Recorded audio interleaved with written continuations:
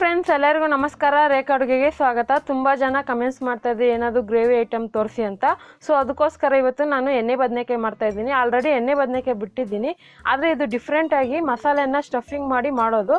ತುಂಬ ಸಿಂಪಲ್ಲು, ರುಚಿಯಾಗೂ ಇರುತ್ತೆ. ಇದು ಹೇಗೆ ಮಾಡೋದು, ಇದಕ್ಕೆ ಬೇಕಾಗೋ ಇಂಗ್ರೀಡಿಯೆಂಟ್ಸು ನೋಡಿ. ನಾನು ಸುಮಾರು ಒಂದು 1/4 kg ಆಗೋಷ್ಟು ಬದನೆಕಾಯಿ ತೊಗೊಂಡಿದ್ದೀನಿ. ಬಿಳಿ ಬದನೆಕಾಯಿ ಇದು ನಮ್ಮ ರಿಲೇಟಿವ್ ಊರಿಂದ ತಗೊಬಂದು ಕೊಟ್ಟಿದ್ದು. ಇದು ನಾಟಿ ಬದನೆಕಾಯಿ, ತುಂಬ ಸೂಪರಾಗಿರುತ್ತೆ. ಮತ್ತು ಎಳೆ ಬದನೆಕಾಯಿ ತೊಗೊಂಡಿದ್ದೀನಿ, ಇದು ಕಟ್ ಮಾಡಿ ನೀರಲ್ಲಿ ಹಾಕಿಟ್ಕೊಂಡಿದ್ದೀನಿ. ಮತ್ತು ಈರುಳ್ಳಿ ಸುಮಾರು ಒಂದು ಮೀಡಿಯಮ್ ಸೈಜ್ ಈರುಳ್ಳಿ, 2 ಈರುಳ್ಳಿ ಕಟ್ ಮಾಡಿ ಇಟ್ಕೊಂಡಿದ್ದೀನಿ. 1 ಟೊಮೊಟೊ ಚಿಕ್ಕದಾಗಿ ಕಟ್ ಮಾಡಿ ಇಟ್ಕೊಂಡಿದ್ದೀನಿ. ಸಾಸಿವೆ ಜೀರಿಗೆ ಒಂದು ಅರ್ಧ ಟೇಬಲ್ ಸ್ಪೂನು, ಒಗ್ಗರಣೆಗೆ ಆಗೋಷ್ಟು ಕರಿಬೇವು, ರುಚಿಗೆ ತಕ್ಕಷ್ಟು ಉಪ್ಪು, ಎಣ್ಣೆ ಒಂದು 5 ರಿಂದ 6 ಟೇಬಲ್ ಸ್ಪೂನು, ಹುಣಸೆಹಣ್ಣು ನೆನೆ ಹಾಕಿದ್ದೀನಿ ನಾನು ನೀರಲ್ಲಿ, ಒಂದು ಅರ್ಧ ನಿಂಬೆಹಣ್ಣು ಗಾತ್ರದ್ದು, ಕೊತ್ತಂಬರಿ ಸ್ವಲ್ಪ. ಈಗ ರುಬ್ಬೋದಕ್ಕೆ ಮಸಾಲೆ: ಧನಿಯಾ ಪುಡಿ ಒಂದು 3 ಟೇಬಲ್ ಸ್ಪೂನು, ಚಿಲ್ಲಿ ಪೌಡರ್ ಒಂದು 1.5 ಟೇಬಲ್ ಸ್ಪೂನು, ಅರ್ಧ ಟೇಬಲ್ ಸ್ಪೂನ್ ಅರಿಶಿನ, ಒಂದು ಚಕ್ಕೆ ಪೀಸು, 2 ಲವಂಗ, ಒಂದು ಅರ್ಧ ಟೇಬಲ್ ಸ್ಪೂನ್ ಜೀರಿಗೆ. ನೋಡಿ, ಕಡಲೆ ಬೀಜನ ನಾನು ಹುರಿದು ಸಿಪ್ಪೆ ತೆಗೆದಿಟ್ಕೊಂಡಿದ್ದೀನಿ, ಸುಮಾರು ಒಂದು 2 ಟೇಬಲ್ ಸ್ಪೂನ್ ಆಗೋಷ್ಟು.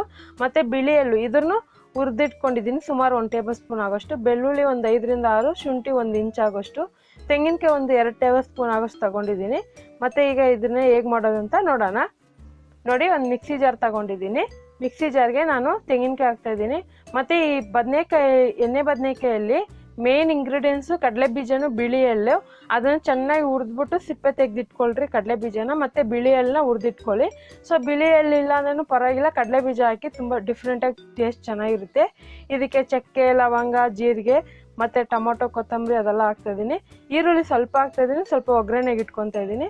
ಅಂದರೆ 1/4 ಭಾಗದಷ್ಟು ಈರುಳ್ಳಿ ಹಾಕ್ತಾಯಿದ್ದೀನಿ. ಮತ್ತು ಇದಕ್ಕೆ ಧನಿಯಾ ಪುಡಿ ಹಾಕ್ತಾಯಿದ್ದೀನಿ.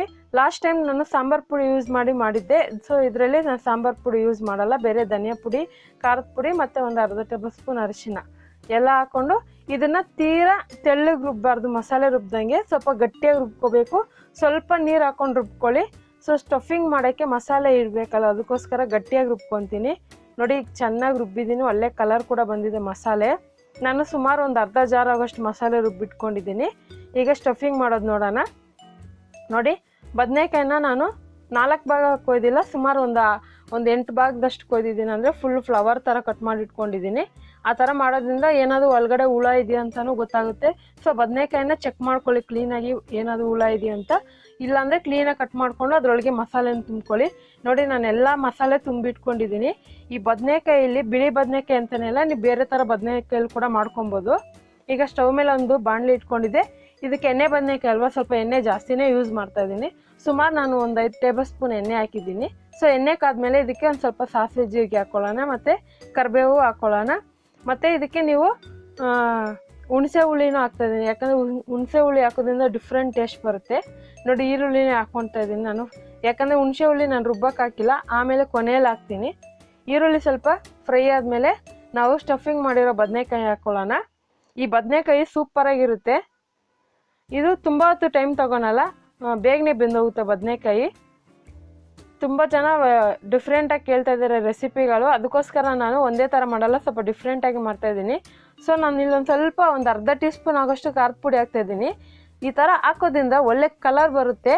ಮತ್ತು ಎಣ್ಣೆಯಲ್ಲಿ ಇದು ಮಸಾಲೆ ಕೂಡ ಸೂಪರಾಗಿರುತ್ತೆ, ಟೇಸ್ಟು ತಿನ್ನೋಕ್ಕೆ ಖಾರವಾಗಿ. ಸೊ ರುಬ್ಬಕ್ಕೆ ಹಾಕಿದ್ರೆ ಖಾರದ ಪುಡಿ, ಅದನ್ನು ಬದನೆಕಾಯಲ್ಲಿ ಸ್ವಲ್ಪ ಉಪ್ಪು ಖಾರದ ಪುಡಿ ಹಾಕೋದ್ರಿಂದ ಬದನೆಕಾಯಿ ಫ್ರೈ ಆಗೋಕ್ಕೂ ಈಸಿ ಆಗುತ್ತೆ. ನೀವು ಬೇಕಂದರೆ ಮಸಾಲೆ ಕೂಡ ಉಪ್ಪು ಹಾಕಿ ರುಬ್ಕೋಬೋದು, ಯಾಕಂದರೆ ಸ್ಟಫಿಂಗ್ ಮಾಡ್ತೀರಲ್ಲ, ಆ ಬದನೆಕಾಯಿಗೂ ಉಪ್ಪಿಡಿಬೇಕು ಅಂದರೆ ರುಬ್ಬಕ್ಕೆ ಹಾಕೊಬೋದು.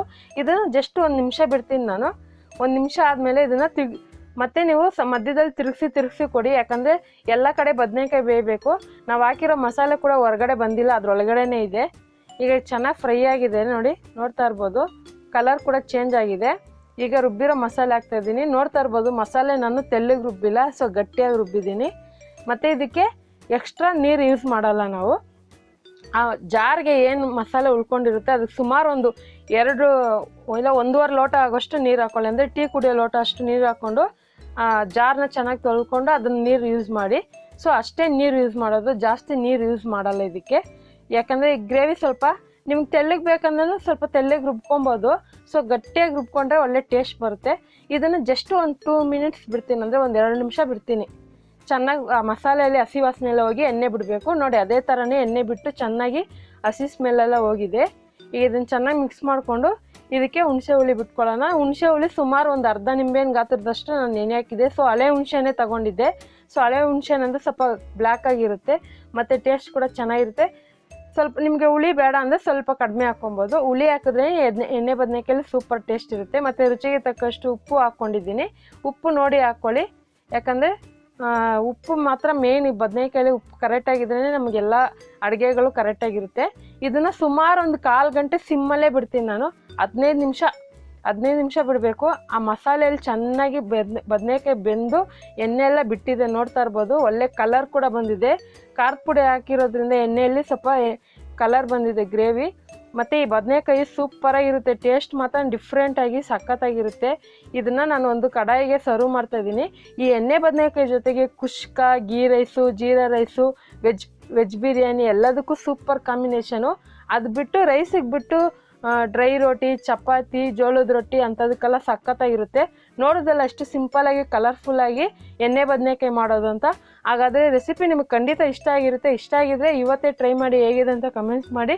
ಮತ್ತಷ್ಟು ಈಸಿ ರೆಸಿಪಿಗೋಸ್ಕರ ರೇಖಾ ಅಡುಗೆ ಚಾನಲ್ನ ಸಬ್ಸ್ಕ್ರೈಬ್ ಮಾಡಿ, ಶೇರ್ ಮಾಡಿ, ಲೈಕ್ ಮಾಡಿ. ಎಲ್ಲರಿಗೂ ಧನ್ಯವಾದಗಳು.